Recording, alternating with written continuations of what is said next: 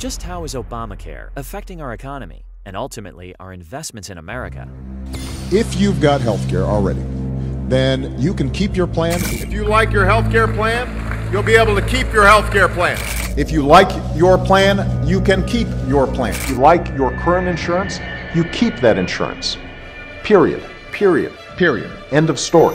Good evening. We are all about to hear the President of the United States apologize for the fact that his promise to the American people that if they like their current health insurance, they can keep it, has not held true.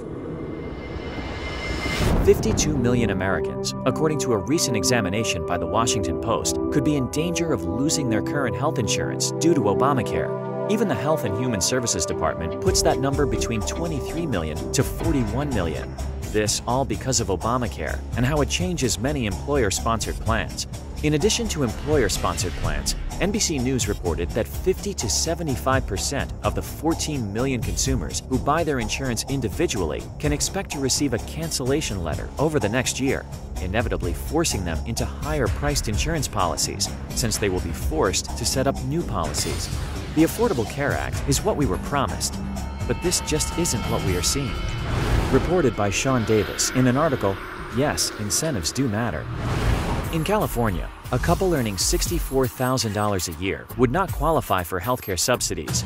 A bronze plan for them through Kaiser would cost them about $1,300 each month, or $15,600 a year. But if that same family earned just $2,000 less, it would qualify for over $14,000 in annual healthcare subsidies, dropping their premiums for that same Kaiser plan to less than $100 per month. In addition to stories like these, it is estimated that $54 billion will be the cost to taxpayers, who will be responsible for lower-income individuals who will choose to pay a small penalty rather than buy health insurance. The worst part, though, is the unintended consequences of the employer mandates and penalties. Employers have to reduce hours or lay off workers in order to avoid the employer healthcare mandate. Consider a company that has 49 full-time workers who currently do not receive healthcare from their job. If that company hires an additional worker, employee number 50, that worker would cost $250,000, since the average single-person policy is about $5,000. The employer would need to pay for healthcare coverage for all 50 employees. Thus, American employees will be laid off or reduced to part-time work, especially in industries with low operating margins of 3 to 5%, like restaurants. Of course, this won't affect all businesses. Restaurants in Nancy Pelosi's district have received exemptions from the law. So have 1,200 other well-connected businesses. Big businesses like McDonald's have received an exemption from the law. Meanwhile, smaller chains will be crushed by the health insurance costs or inefficiency of maintaining a part-time workforce. Obamacare is turning America into a part-time workforce. From SeaWorld to David's Bridal, companies all across the nation are reducing many workers to less than 30 hours per week. This includes local and state governments. Obamacare also has job-killing mandates and other penalties on businesses, increasing tax burdens on smaller companies. A 3.8% Medicare tax on non-wage income targets small business owners and the wealthy. There is also a 40% excise tax on Cadillac health plans.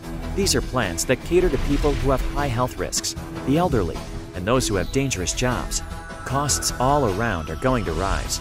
Pharmaceutical companies will now have to pay an extra $84.8 billion in fees over the next 10 years to pay for Medicare Part D. This will undoubtedly raise drug costs, since this cost will ultimately be passed on to consumers. Another hidden cost of Obamacare is the huge distraction it has been from the previously failed government health plans that are racing towards a major fiscal crisis, like Medicare and Medicaid, both whose spending is projected to more than double from $771 billion this year to $1.59 trillion in 2023. Other scary facts include threats to our privacy. Page 22 mandates that the government will audit books of all employers that self-insure. This is an invasion of privacy and will not only cost small business owners money to comply, but will add more bureaucracy, since the government will have to create a new Internal Health Revenue Service. Page 195 gives the Healthcare Administration access to all American personal financial records and accounts. So what does this all mean? America's middle class is becoming poor, and this isn't good for anyone. Our government is mandating itself in a large sector of our economy. We have already seen what happens to costs when the government gets involved. Think about college tuition. current healthcare costs since the 1960s, and of course, housing, where government-backed agencies introduced the 3-decade-long mortgage in the 1930s. Whether you are buying stocks or looking to raise a family, you want your neighbors to be doing well, because we are all connected, yet we are all on our own. EverythingInvestments.com is focused on giving you brutal honesty about the stock market, real estate, bonds, commodities, and private business opportunities. If you would like to receive our regular blog posts, please visit EverythingInvestments.com.